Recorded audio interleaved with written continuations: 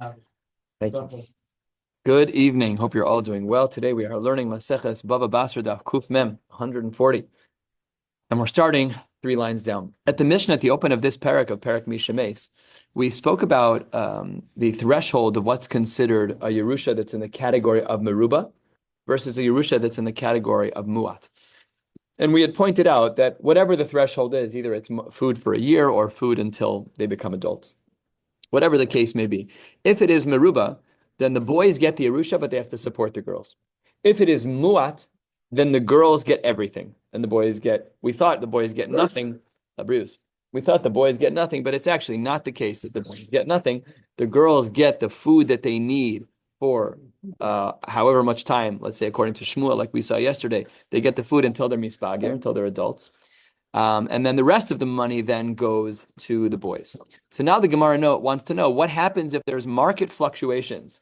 So let's say on the day that the father dies, Pshita Merubin, if in fact it's Merubin, third line down on Kuf Mem, Vinismatu, if on day one the amount of Yerusha was above the threshold, let's say there's 12 people, $1,000 a person for food, so that's $12,000. Now we have $12,010. Guess what? All that food, all that money goes to the boys, and the girls are fed from it. He won't have a large profit at the end. He'll have $5 because he has to feed everybody.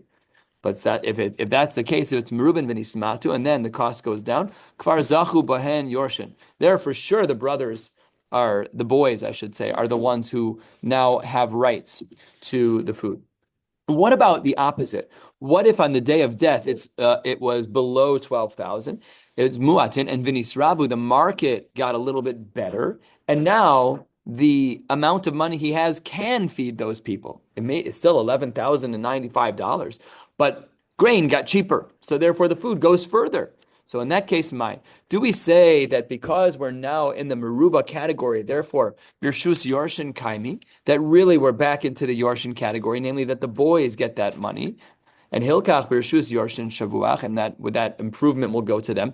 O Dilma, or should we say that because when the father died, the amount of money that he had B'Yerusha was less than the threshold of Meruba, and it's a Muad, therefore Sluke Misalke Yorshin Mehacha, and really, the boys are not shaykh to the sugi at all. The moment happened already. When he died and the money was below the threshold of Meruba, it's muatin, the boys are out. They're out. So this we don't yet know the answer to. So Tashma, 7 lines down on Kuf Mem Amud Aleph.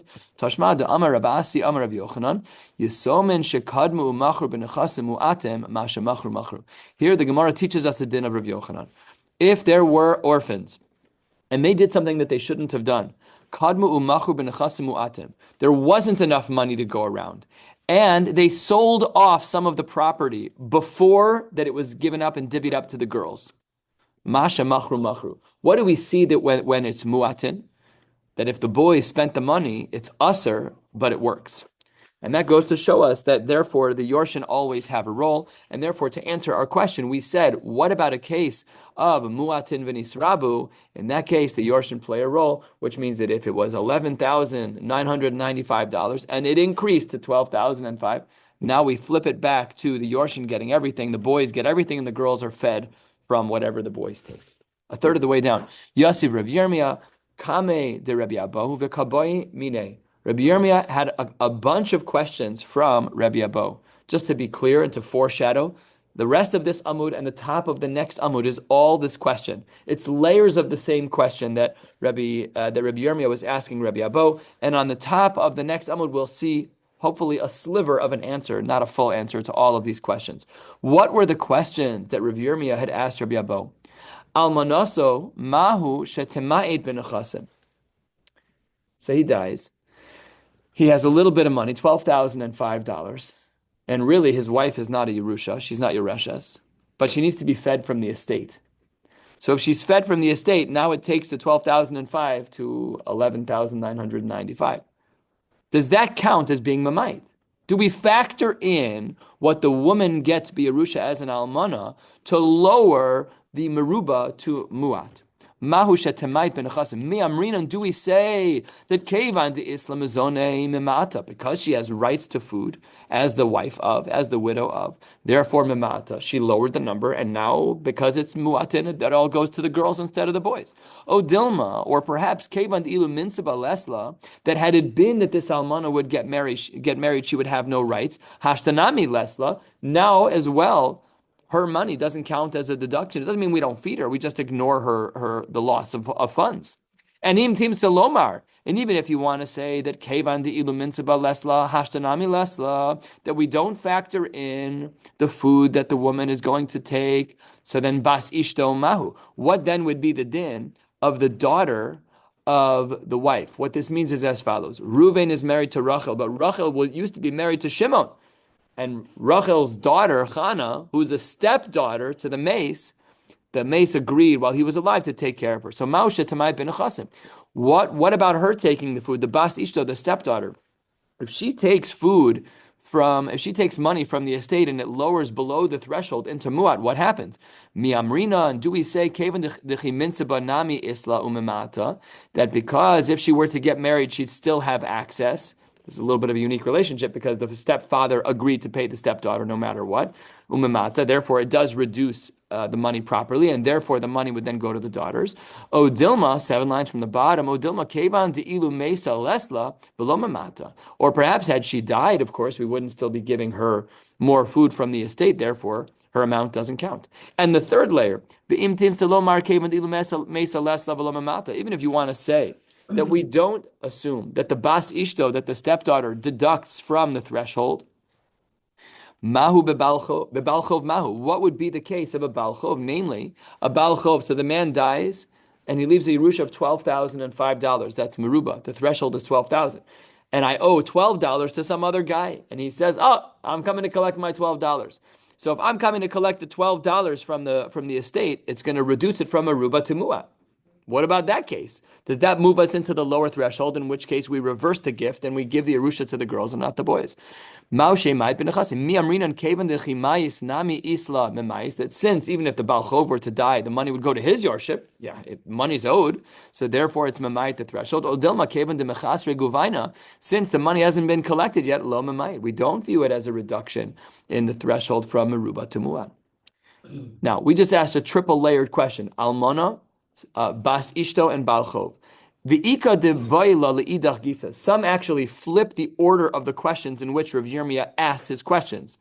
Some say Balchov Maushe Ma'it ben Achasim, question 1, and then on the top of Kuf Memam Beis, Bas Ishto Maushe Tamait ben Achasim, Almanaso Maushe Tamait ben Achasim, Almanaso Uvas, Eze Mehen Kodemes, all of these different questions, but they're reversed in order. The last question is a little bit different, which is that when we do talk about an almana and her daughter, who comes first, in all of these cases where Rabbi Yirmiyah asked these questions to Rabbi Abo, what was Rabbi Abo's response? So the Gemara, he says, Amar Le, 3 lines down, Zil ha'idna, go now, go home. V'talam machar, I need to think about it. Please come back tomorrow. It's hard to imagine an Amora saying, I don't know the answer to a question. But he didn't know the answer to the question. So therefore, he sent Rabbi Yirmiyah home. The next day, Rabbi Yirmiyah comes back to the base medrash. He says, Rabbi, teach me Torah. Ki asa, Amar Le, pshot mihas chada. I can't answer all your questions, but I can certainly answer one of them. Damar Rabbi Abba Amar Ravasi, asu almana eitzel habas. The almana and her relationship to her daughter is kibas eitzel achin. Is the same as a daughter's relationship to her brothers when there isn't enough to go around. Just like by the daughters, when there isn't enough food, they get everything, but the boys have to go knocking door to door. Af almana eitzel habas. The almana's relationship with her stepdaughter is the same. Almana nizones ve'habas tishal al psachim. It's an unbelievable zach. The Gemara concludes at the 2 dots here, a quarter of the way down, that the almana gets preferential treatment of the estate over her own daughter. Now, if we know a parent who will take food and not feed their daughter, they should be reported to DCFS. That's not normal. And no one would ever function that way. But her daughter or her stepdaughter? it's her daughter, his stepdaughter. So she was the wife of, and her daughter was not the daughter of. So halachically, the wife is a step closer to the Baal than the stepdaughter because she was actually, the Almana was married to the guy. Her daughter was never family. Okay, he agreed. But the pecking order in Yerusha is next of kin. So for the guy who died, the next of kin is his wife. And after that, and only after that, is her daughter from another marriage. So that's why she is shoal al psachim. Unbelievable that we would ever say such a thing. But halacha, when it's learned, your oker harim, we have to be intellectual and academic about it. Again, no one would ever behave this way. No mother is going to say, "Go fend for yourself." It's not as far as next of kin. So the guy died. He was married to Rachel. Rachel has a daughter. So what do you mean? What's the svara?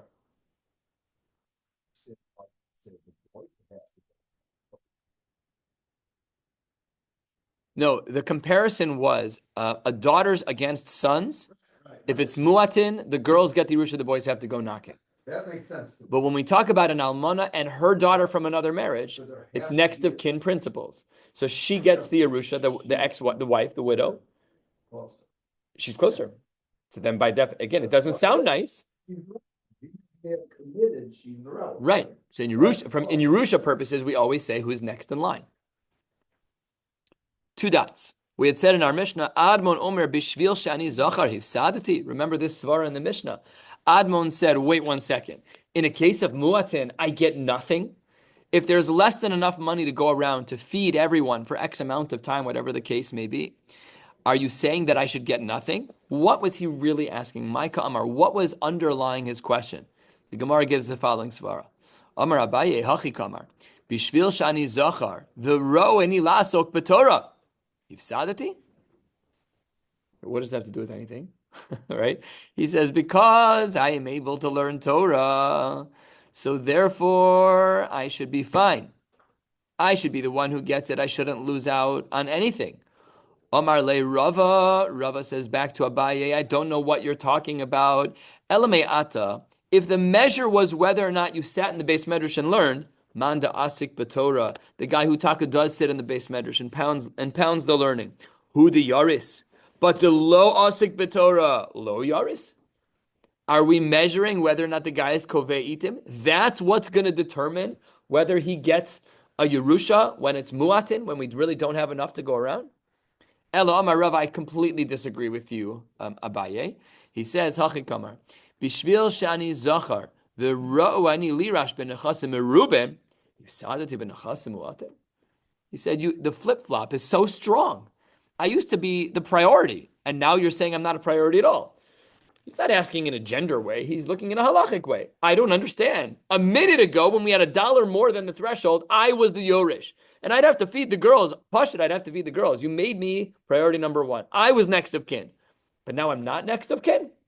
Oh, so the Gemara says that the other Tana agreed with this. Rabbi Shimon ben Gamliel, I think it was. Rabbi Gamliel himself says, Ro'ani es divrei Admon, you're right. Something's wrong with this. We don't yet know what Admon holds. But let us still continue with the next Mishnah. The next Mishnah is halfway down on Kuf Mem Amud Beis.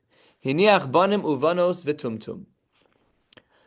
A person passed away. They left over sons, definite sons, daughters who were definite daughters, v'tumtum, and a child or children about whom we were unsure of their gender, biologically, anatomically. We weren't sure what they were. Bizman shanachasim merubin. When the monies, the Yerusha, are going to go toward the boys because we're above the threshold of food where everyone has enough. Hazacharim docheno soetz al nekevos. The boys will say, well, you're not one of us, you must be one of them.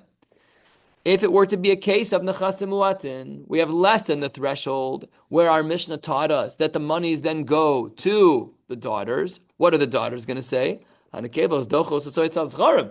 You're nishtahin nishtaher. This is a very unfair scenario. All of that is part of that is the first part of the Mishnah. Second part of the Mishnah. Ha'omer im teled ishti zachar yitol mana. If a person makes a commitment, he says, if my wife has a boy, I will give 100. And yalda zachar yitol mana. Then he has to pay that due. Nekeva Masayim, Yalda Nekeva Notelis Masayim. If he says I'm going to give 200, and if he has a girl and then he has a girl, then so be it. Im Zachar Manim Nekeva Masayim. If he says I'll give 100 for a boy and 200 for a girl, V'yalda Zachar Nekeva Mazel Tov, it's twins. Then Zachar Notel Mana, Nekeva Notelis Masayim. The money's given out. Yalda Tumtum. If after any of the above commitments, the child that's born has an indistinct anatomy, we don't know what the gender is, Eino Notel. Because what was the husband's commitment? It was either to a boy or to a girl. And a tumtum is neither. Now, in the Gemara, we're not going to see it in this language, but I'm just going to add a little bit of language here that will help us. Is a tumtum a suffix zachar, suffix nekeva? Or is a tumtum a beria bifnei atzma, a beria chadasha, a new entity? Not that it's not human, but it's not a male, and it's not a female. It's also not a suffix male or female. It's a different gender? I don't know. But we're going to see in a minute between Abai and Rava what that means. But that's what the Gemara is dealing with over here. That if a man says, if I have a boy or if I have a girl, I'm going to give that child X, and the child that's born is a tumtum, he has no chiyuvim at all.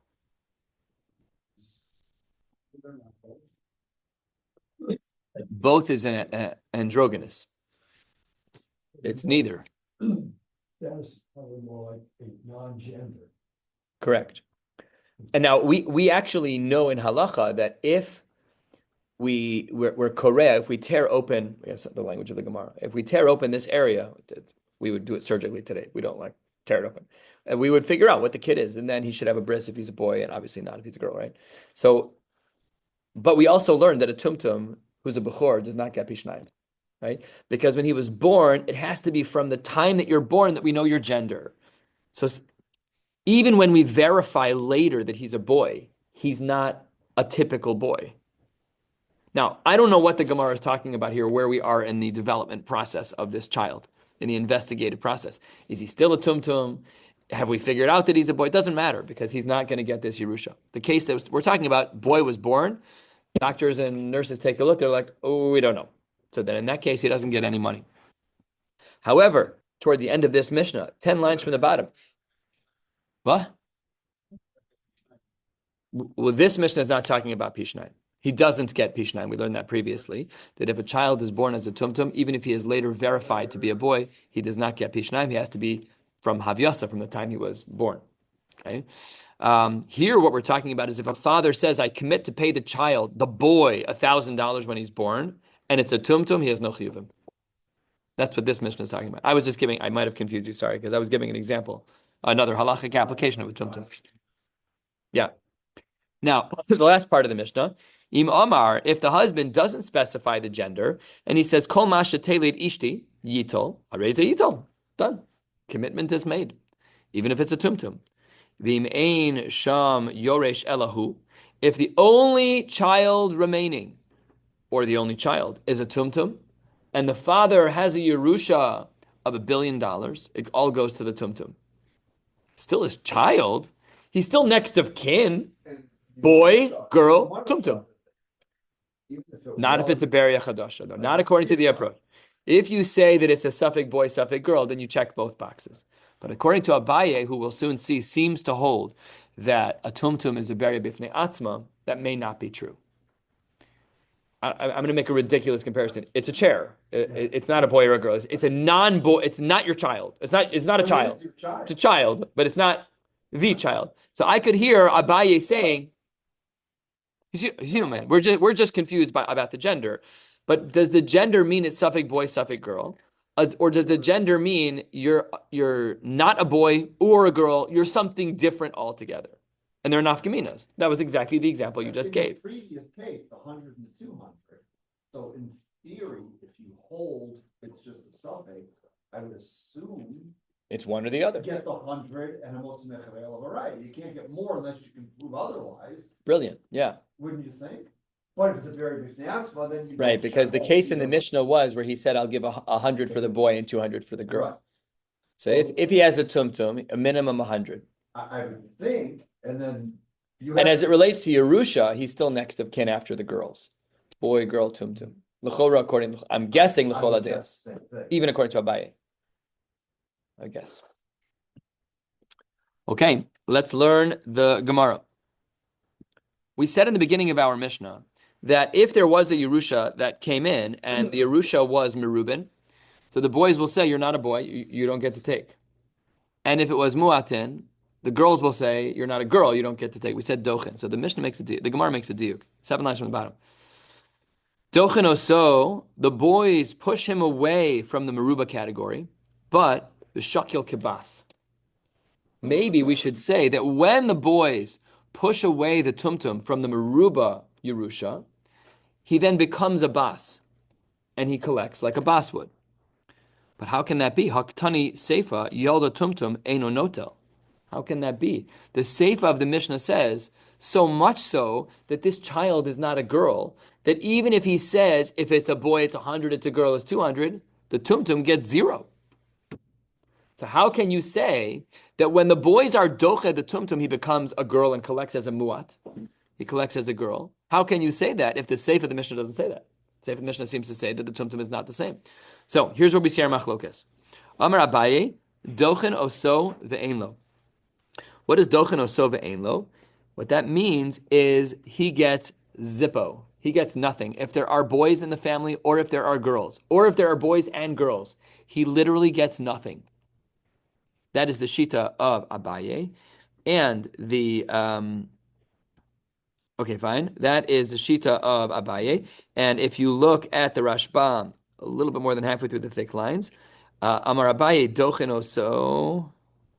No, that's the wrong. Yeah, dochen oso. Wait. Tell Amar Abaye dochen oso ve'enlo. He says he gets pushed off ve'enlo. So the Rashbam says dochen oso etzon lekevos ve'enlo im lekevos. Shigam hem yidchu etzel zcharim. He's ping ponged. The Rashbam says that when he's pushed to the girls, no one's going to accept him. You don't belong here. You don't belong there. Good. And that is kind of the sheet of the Berich Hadash as well. The Rava Amar dochen oso v'yeshlo. That when he gets bumped from the boys category, because it's a case of Meruba, he collects as a Mu'at. And V'seifa, in the end of the Mishnah, when it says, no, he doesn't, Asan Reb Shimon ben Gamliel. That's a different sheet than the Seifa.